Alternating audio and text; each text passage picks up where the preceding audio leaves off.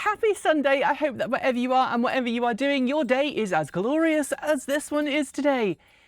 It feels like spring is finally here and it's an amazing feeling. And if you haven't watched the Chicken and Garden Update and you feel so inclined, go check that out because it's already live on this channel. But that's not what I want to talk to you about today. I want to talk to you about, is bigger really better? So this week GM announced that the Bolt and the Bolt EUV are going away. They will cease production at the end of this year. Funnily enough, the camera is currently propped up on my wife's Chevrolet Bolt EV that we lovingly call Orion. It has been an amazing car. It's got over 100,000 miles on the clock.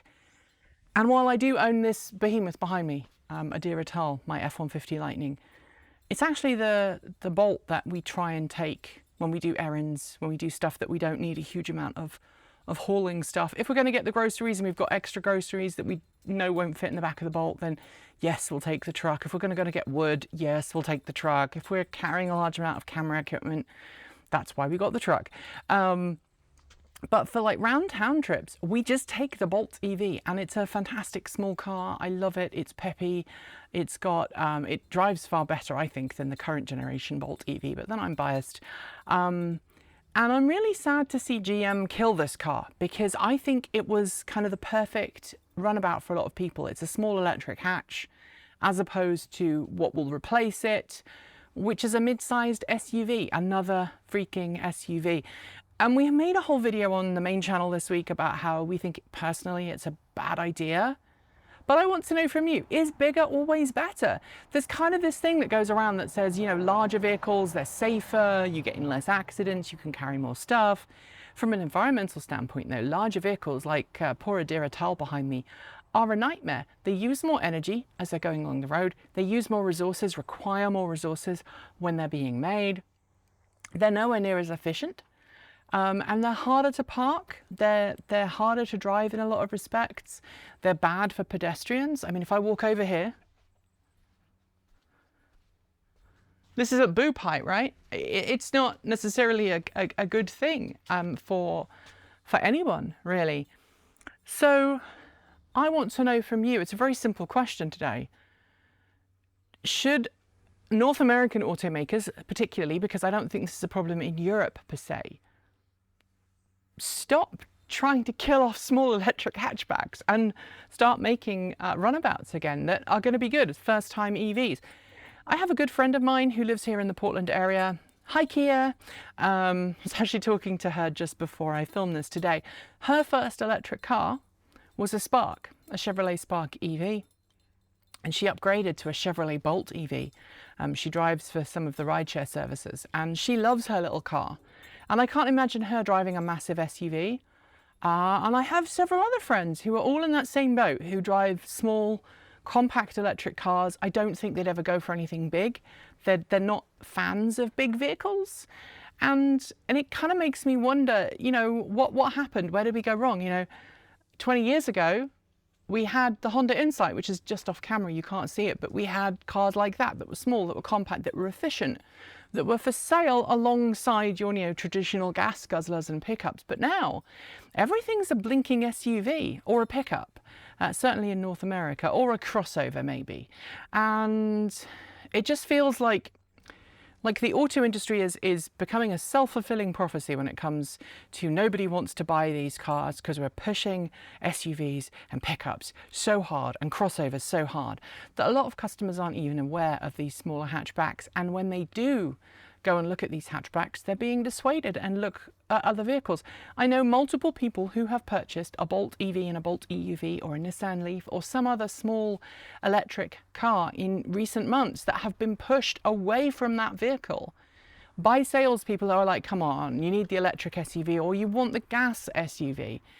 And we've talked about that a lot before on this channel, but I feel that it's becoming so much of a challenge now that it's something that maybe we need to actively push our lawmakers and our legislators on. Going electric is a good step, but we also need to be buying vehicles that are right for our use case. And, you know, I've had people call me a hypocrite because I drive this sometimes. And if I didn't own this as a work truck, I wouldn't have it.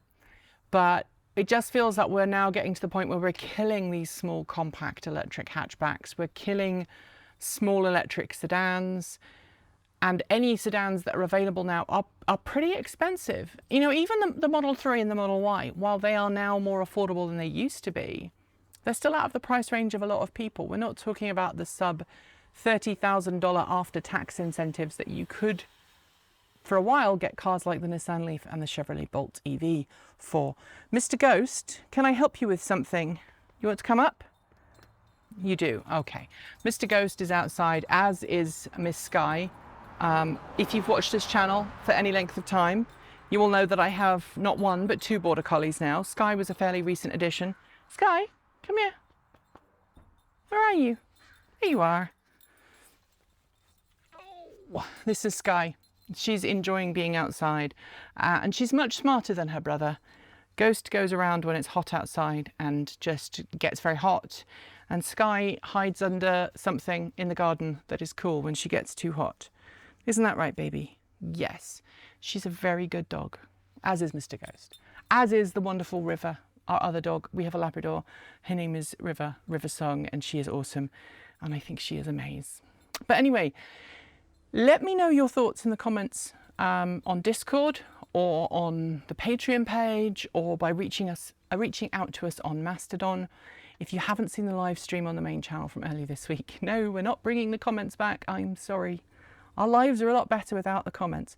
But if you want to actually leave us a constructive comment and be nice and be polite, and even if you want to disagree with me and say, no, we should all be driving around in massive electric SUVs and pickups because they're more practical, you can do so on Mastodon, or by going to Patreon, or by leaving us an email. You can still do that. Emails are a good way of reaching out to us, but no comments on the YouTubes, because it's full of trolls and spammers and people pretending to be us and people just wanting to hate on us. And I'm not really interested in that anymore. Anyway, on that note, we are done with today's video. If you want more, subscribe, hit the bell, and follow the links to regularly support us to the YouTube membership or a Patreon subscription. You'll also find links below to our Ko-fi, Bitcoin and swag store, as well as that aforementioned Mastodon server. Scrolling on my right is the list of amazing Charged Up supporters, and shout outs go out to our V2G Patreon supporters. They are Alan Tupper, Andrew Martin, Bennett Elder, Brophy Wolf, Chris Maxwell, Cyprian The Plus, Dan Blair, Gordon C, Hay Esker, John Trammell, Kyle Fox, Mark Eggleton, Peter Dillinger, Regine Fellows, Sean Tucker, Stefan Framjan, Stephen Williams, Tazlet and the Gong, Paul Bricknell, Tony Moss, Carl Hodgson, Chris the Centaur, Denny Hyde, Lance Schlall, Linda Irish, Mark Weeder and Paul Nelson, and of course, finally, big thanks to our off-grid supporters. That's the new fancy name for our top-tier supporters.